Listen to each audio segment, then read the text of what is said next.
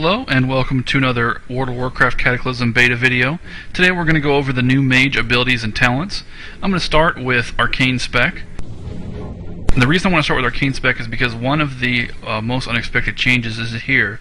With Arcane Missiles, is no longer a spell that you just cast whenever you want. Instead, it's activated by casting other spells, but it costs no mana. So with my Arcane Spec, I'm going to demonstrate that to show you what I mean. I'm going to open with an Arcane Barrage. Now that just activated Arcane Missiles. So I can freeze this guy, come back, and missile him.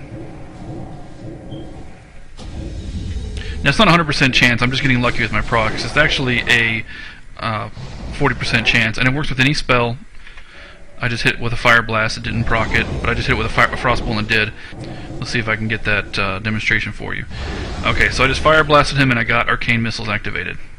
So let's finish this guy off. Moving on to the Arcane Talent tree.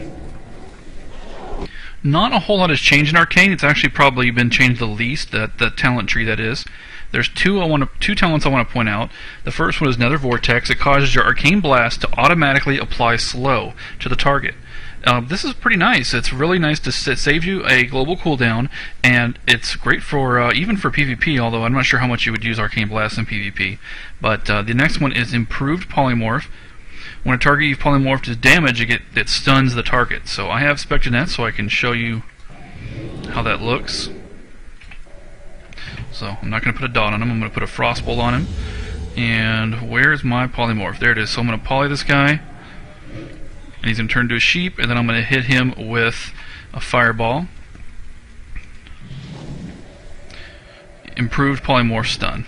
Mobs in the last 20%. So if you're wondering what the heck I'm talking about here, let me just demonstrate combustion. I'm going to open, I'm just going to put just a couple dots. I'm just going to put Pyroblast and Living Bomb. So you see I got the Living Bomb and the Pyroblast dot.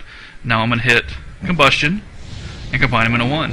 And now I can put Living Bomb on there again, and I can put Pyroblast on there again.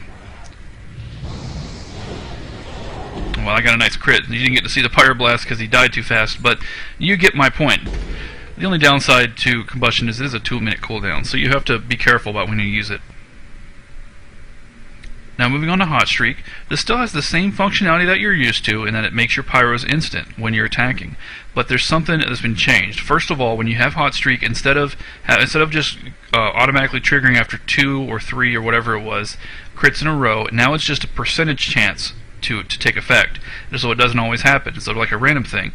But if you go down a tier more, you get Improved Hot Streak, which is the old functionality, and it makes it automatically trigger after 2. So if you hit 1 crit in a row, you have a chance of getting Hot Streak, but if you hit 2 crits in a row, you're guaranteed to get it.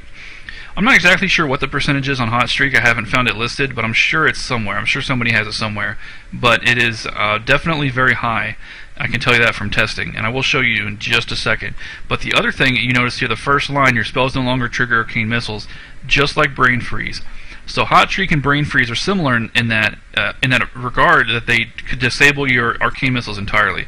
So as a Fire Mage with an Improved Hot Streak, you are not going to be able to use Arcane Missiles at all, even if you wanted to. So what I'm going to do is attempt, if I get lucky, and demonstrate, okay, that was perfect. I just got a crit with Fireball. I did not proc Hot Streak. So that shows that it is a percentage.